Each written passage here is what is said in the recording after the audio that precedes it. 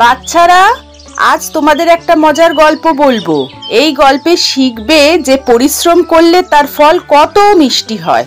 অনেক অনেক দিন আগে এক গ্রামে ছিল একটা ছেলে, যার নাম ছিল শিবু। সে বড় বড় স্বপ্ন দেখতে খুব ভালোবাসতো, কিন্তু কাজের প্রতি সে খুব অলস। শোনো তাহলে কিভাবে শিবুর জীবন বদলে গেল শুধুমাত্র তার পরিশ্রমের জন্য।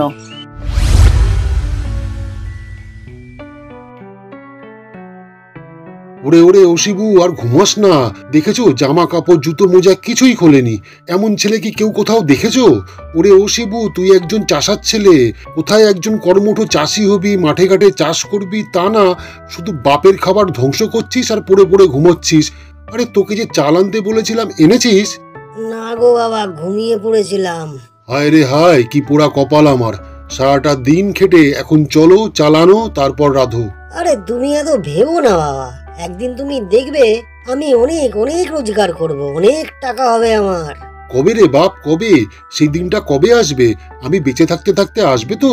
ওরে ওরে, আমি যে তোর মতো এত অলস ছেলেকে রেখে মরেও শান্তি পাবো না যে। আরে বাবা চিন্তা করো না তো এত তুমি আমার জন্য, আমি ঠিক পারবো দেখো। একটা কথা জানবি রে শিবু, এই দুনিয়াতে পরিশ্রম ছাড়া কিচ্ছুটি মেলে না রে, কিচ্ছুটি না। হরিণ পেখম তুলে নাচে আমার মনের মাঝে। আরে শিবু, এখানে শুয়ে শুয়ে তোর মনটাকে না নাচিয়ে যা না ওই বুড়ো বাপটাকে একটু সাহায্য কর না গিয়ে। সারাটা দিন বুড়ো বাপটা হাড় ভাঙা খাটনি খাটে, আর তুই শুয়ে শুয়ে আরামে দিন কাটাচ্ছিস। এইগুলো কি ঠিক করছিস তুই? আরে আমি ওসব চাষবাস করবো না গো, আমার এইসব একদম ভালো লাগে না। দেখো আমি একদিন রাজা হব। হায় রে হায়, এমন করে শুয়ে বসে দিন কাটিয়ে রাজা হওয়ার স্বপ্নেও বিভোর। ঈশ্বর তুমি ওকে সুমতি দাও ঠাকুর। হরিণ পেখম তুলে নাচে আমার মনের মাঝে। না, এবার আমায় এই বাড়ি ছেড়ে যেদিকে দু চোখ যায় সেদিকে যেতে হবে। ছেলেটা যদি অলসতার জাল ছেড়ে কাজের প্রতি মন না দেয়, তবে আমি আর ফিরবই না এই বাড়িতে। যেদিন ওর মধ্যে কাজকর্মের মতিগতি দেখবো, সেদিনই এই বাড়িতে পা রাখবো। ওকে শিখতে হবে জীবন মানে শুধু খাওয়া দাওয়া আর ঘুরে বেড়ানো নয়। আমি আজই যাব, যেদিকে দু চোখ যায় চলে যাব। কিরে পাগল, এই বৃদ্ধ বয়সে সংসার ধর্ম ছেড়ে চললি কই? বাবা গো, কি আর বলি তোমায়, আমার একমাত্র ছেলে মানুষ হলো না গো বাবা, মানুষ হলো না। বিশ্ব কুড়ে ছেলে হয়েছে আমার, তাই মনের দুঃখে ঘর ছেড়েছি বাবা। যদি একা একা থাকলেও জীবনে কিছু করতে পারে। শোন আমার কথা শোন, ঘর সংসার ছেড়ে দিয়ে ভবঘুরে হওয়াটা কোনো কাজের কথা না। দেখ ওখানে একটা কলম রাখা আছে, ওটা নিয়ে বাড়ি যা। কলম? ওটা নিয়ে কি করব? আমার ছেলে তো পড়াশোনার পাঠ চুকিয়ে দিয়েছে বহু কাল আগে। তোকে যেটা বলছি শোন, যা ওই কলমটা নিয়ে বাড়ি ফিরে যা করার এই কলমটাই করবে, যা। ও, সারাটা দিন হেঁটে পায়ে খুব ব্যথা করছে। না, একটু না শুলেই নয়। আরে কি, এই কলমটা এখানে এলো কোথা থেকে? এই কলমটা এরকম সোনার মতন চকচক করছে কেন? তাহলে কি এটা সোনার নাকি? হ্যাঁ, দেখে তো তাই মনে হচ্ছে। কি করা যায়? কি, এখানে যে কলমটা রেখেছিলাম সেটা কোথায় গেল? কি খুঁজছো বাবা? ওই ওখানে একটা কলম রেখেছিলাম, সেটা কোথায় গেল? আমি তো ওই কলমটা আলমারিতে সাবধানে রেখে দিয়েছি। ওটা তো সোনার কলম। তুমি ওই সোনার কলমটা কোথায় পেলে গো বাবা? তোর কি হয়েছে রে? এরকম ভুলভাল বকছিস কেন তুই? তোর কি কোটি কোটি টাকা স্বপ্ন দেখে দেখে মাথাটা একদম চলে গেল, নাকি চোখটা গেল? ঠিক আছে, তুমি বাবা আমায় আগে বলো যে এই কলমটা তুমি কোথায় পেয়েছো? ওই পুরনো বটগাছ তলায় একজন ফকির বসেছিল, সেই দিয়েছে আমায় এই কলমটা। বাবা আমি এখনই আসছি, দাঁড়াও, এখনই আসছি। কই বাবা যে বললো পুরনো বটগাছ তলায় একজন ফকির বসে আছে, কোথায় সে? কই কেউ তো নেই। আজ আমি এই ফকিরের সাথে দেখা করেই বাড়ি যাব। আমি এখানে অপেক্ষা করবো এই ফকিরের জন্য। দরকার পড়লে এইখানে বসে রাতটাই কাটিয়ে দেবো আমি। কিন্তু এই রাতে যদি আমাকে একা পেয়ে আবার চোর ডাকাতের উৎপাত হয়, না, কলমটা বরং মাটিতেই পুঁতে দিই, সকাল হলে তুলে নেব। আরে এখানেই তো পুঁতে রেখেছিলাম কলমটা, কোথায় গেল ওটা? হায় কোথায় গেল আমার সোনার কলমটা? না, এত সহজে হাল ছাড়লে হবে না। এখানে কোথাও একটা আছে, আমাকে খুঁজে দেখতেই হবে। না, আর পেলাম না, আর মনে হয় পাবো না, আর খুঁজে লাভ নেই। একি এত সকালে আমার জমিতে কে যেন একজন শুয়ে আছে বলে মনে হচ্ছে। হ্যাঁ ঠিকই তো দেখছি আমি। এই ওঠো, আমার জমিতে এইভাবে কে তুমি শুয়ে আছো? ওঠো। কে তুমি? কি ফকির? আরে না, কে ফকির? আমি ওইসব ফকির টকির হতে যাবো কেন? আমার নাম কেষ্ট, আমি এই জমির মালিক। কিন্তু আমার এই জমিটাকে এমন সুন্দর করে কে খুললো? আমি কেন? দয়া করুন আমায়, আমার অন্যায় হয়ে গেছে। আরে না না, আমি তোমার অন্যায়ের কথা বলছি না, তুমি তো আমার উপকারই করেছো। তার মধ্যে আবার বৃষ্টিও আসছে, এখন আমার এই জমিতে ধান চাষ করতে কোনো অসুবিধাই হবে না। আর আমার ইচ্ছা, আমি সেই ফসলের 3 ভাগের 1 ভাগ আমি তোমায় তোমার পারিশ্রমিক হিসাবে দেব।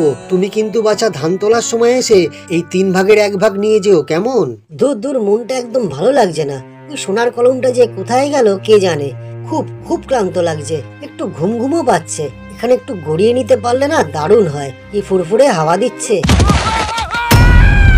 ওরে বাবারে, ওরে বাবারে, আমার কোমরটা গেল মনে হয়। উফ উফ উফ, আমি পড়ে গেলাম, আমি শেষ। আরে ওটা কি? ওটা তো একটা সিন্দুক মনে হচ্ছে না? কিন্তু এটা তো তালা দেওয়া, তার মানে কি এর মধ্যে গুপ্তধন আছে? কিন্তু এই সিন্দুকটা নিয়ে বাইরে বেরোবো কি করে? আর যাবোই বা কোন রাস্তা?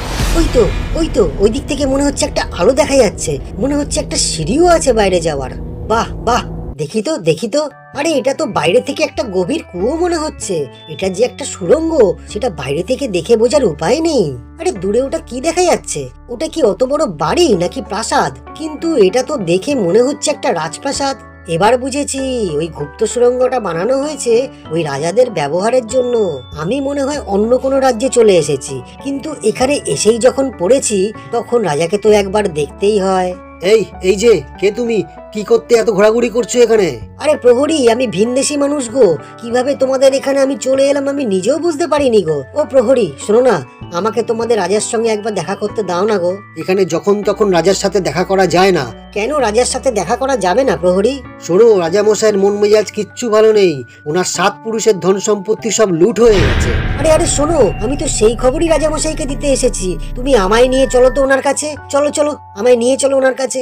আচ্ছা মন্ত্রী, তুমি আমায় একটা কথা বলো তো, আমার পূর্বপুরুষদের এত ধন দৌলত মণি মাণিক্য হিরে জহরত এইসবের শোক ভুলি কিভাবে? কত করে তো খোঁজা হলো ওই জলদস্যুদের, কিন্তু ওরা যেন সব হাওয়ায় মিলিয়ে গেল। কি করি এখন মন্ত্রী? আমার তো কিছুই ভালো লাগছে না। মহারাজ, একজন ভিনদেশী মানুষ আপনার সঙ্গে দেখা করতে এসেছেন।